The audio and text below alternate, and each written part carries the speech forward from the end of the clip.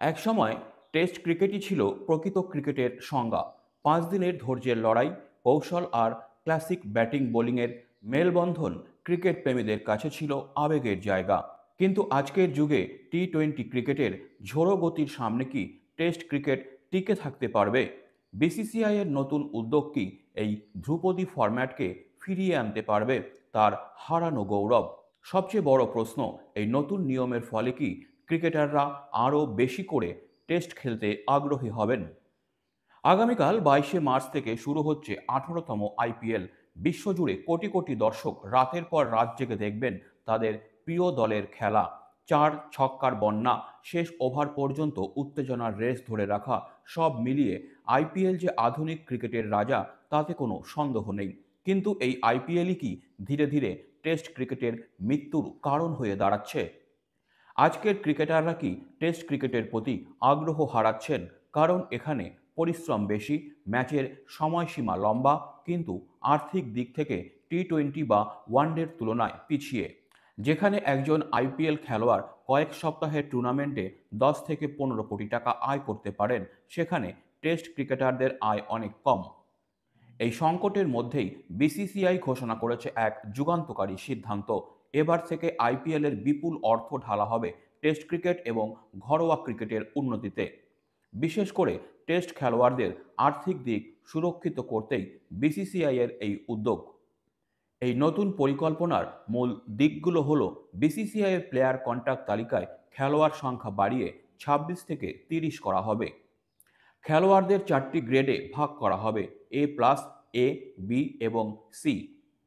এ plus খেলোয়াড়রা পাবেন 7 কোটি, এ গ্রেডের খেলোয়াড়রা পাবেন 5 কোটি, বি গ্রেডে পাবেন 3 কোটি এবং সি গ্রেডের খেলোয়াড়রা পাবেন 1 কোটি টাকা করে। টেস্ট ক্রিকেটারদের পারিশ্রমিক বাড়ানো হবে, যেখানে প্রতি টেস্ট ম্যাচে পাওয়া যাবে 15 থেকে 45 লাখ টাকা পর্যন্ত। যদি কোনো ক্রিকেটার বছরে 75% বা তার বেশি টেস্ট খেলেন, তাহলে তিনি প্রতি ম্যাচে 45 লাখ টাকা পাবেন। 50 থেকে 75% ম্যাচ খেললে পাবেন 30 লাখ, আর 50%-এর নিচে হলে পাবেন 15 লাখ টাকা।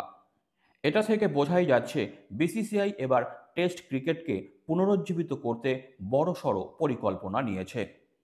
বিসিসিআইয়ের প্রেসিডেন্ট রজার বিনি স্পষ্ট জানিয়েছেন, টেস্ট ক্রিকেটই প্রকৃত ক্রিকেট এবং এটিকে টিকিয়ে রাখতেই এই উদ্যোগ নেওয়া হয়েছে। এখন প্রশ্ন হলো, এই নতুন নিয়ম ক্রিকেটারদের টেস্ট খেলার প্রতি কতটা আগ্রহী করে তুলতে পারবে? ক্রিকেট বিশেষজ্ঞদের মতে, একজন শীর্ষস্থানীয় ক্রিকেটার যদি বছরে 10টি টেস্ট খেলেন, তাহলে শুধু টেস্ট থেকেই তিনি 4.5 কোটি টাকা আয় করতে পারবেন। এর সঙ্গে যুক্ত হবে বোর্ডের চুক্তির টাকা, যা হতে পারে আরও 7 কোটি। অর্থাৎ একজন এ প্লাস গ্রেডের টেস্ট ক্রিকেটার বছরে প্রায় 12 কোটি টাকা আয় করতে পারবেন। এখনও পর্যন্ত টেস্ট ক্রিকেটকে অনেকেই শুধুমাত্র কেরিয়ার গড়ার সিঁড়ি হিসাবে দেখতেন, যেখানে মূল লক্ষ্য থাকত ওয়ানডে বা টি-20 দলে ঢোকা। কিন্তু এখন যখন টেস্ট ক্রিকেট থেকেও এত বড় আয় করা সম্ভব হবে, তখন ক্রিকেটাররা কি আরও বেশি করে টেস্টে মনোযোগ দেবেন না? বিসিসিআই শুধু আন্তর্জাতিক পর্যায়েই নয়, ঘরোয়া লম্বা ফরম্যাটের প্রতিযোগিতাগুলোকেও বিশেষ গুরুত্ব দিচ্ছে।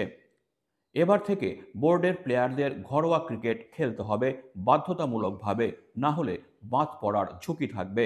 এভাবে ঘরোয়া ক্রিকেটের মান বাড়ালে ভবিষ্যতে আরও দক্ষ টেস্ট ক্রিকেটার উঠে আসবে।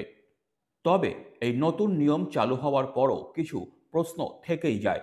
ক্রিকেটাররা কি শুধুমাত্র টাকার জন্যই টেস্ট খেলবেন, নাকি সত্যি ধৈর্যের এই খেলাটার প্রতি তাদের ভালোবাসা ফিরবে? বিসিসিআই এর এই নীতি কি ভবিষ্যতে অন্য দেশগুলোর ক্রিকেট বোর্ডও গ্রহণ করবে?